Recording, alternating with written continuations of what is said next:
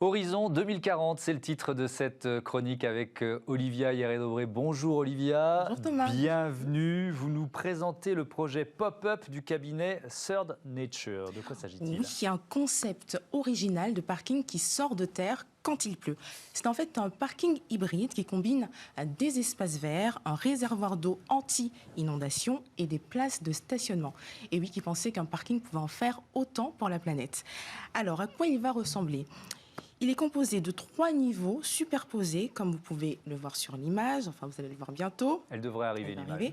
Alors, tout en bas, Voilà. un grand réservoir d'eau récupère et stocke la pluie. Au-dessus, il y a un parking de 300 places et à son sommet, au niveau du sol, donc un jardin qui ajoute une touche de verdure à la ville. Alors, je vous avais quelque chose. Quand Olivia m'a dit on va parler d'un parking qui sort de terre quand il pleut, j'ai doucement rigolé. Mais bon, comment ça peut fonctionner?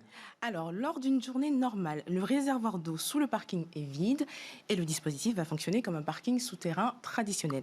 Mais lorsqu'il va pleuvoir, eh bien, le dispositif va fonctionner selon le principe d'Archimède qui dit que tout corps plongé dans un liquide subit une poussée du bas vers le haut. La réserve d'eau souterraine va ainsi faire monter ou descendre le parking, protégeant la zone des inondations. En effet, ce réservoir permettra de stocker jusqu'à 28 000 mètres cubes d'eau.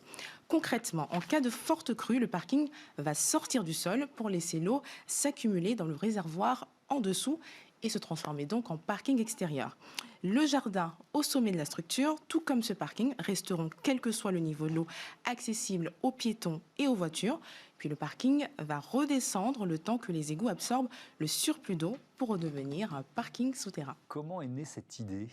Alors, eh bien, avec le dérèglement climatique, Thomas, partout dans le monde, des grandes villes travaillent sur des projets de cités éponges qui drainent l'eau vers des réservoirs en sous-sol.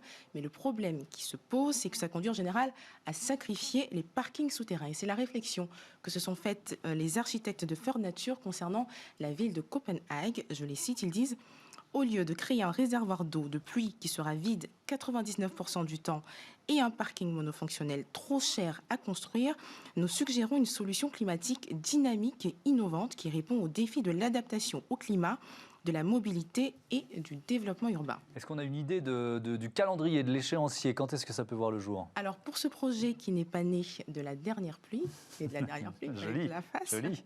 Alors Third Nature... Quand on fait une blague, en général, il ne faut pas trop le montrer, mais bon, mais c'est bien. Parce que vous ne réagissez Oui. pas, donc... Oui, non, mais c'est pour ça, oui. Third Nature donc n'a pas communiqué de date, mais plusieurs villes, dont Mexico et New York, ont déjà manifesté leur intérêt et on les comprend bien puisqu'il va libérer le bien le plus précieux pour une grande ville, de l'espace. Merci Olivia. Un tout petit mot de réaction, Benjamin Boron. Je trouve ça excellent. C'est de la dinguerie ou c'est... C'est un peu de la dinguerie, mais en même temps, il en faut de la dinguerie pour qu'on puisse rêver. On a des problématiques d'eau, c'est un sujet dont on a pensé avec Octave Perrault, ces histoires ces phénomènes de ville-éponge. Bien sûr qu'il y a des problématiques environnementales. Encore une fois, dans la plupart quand même des grandes villes du monde, les parkings sont construits, mais il y a encore plein de territoires à les découvrir. Je pense notamment à la Chine, dont les problématiques de stationnement de véhicules sont énormes, immenses.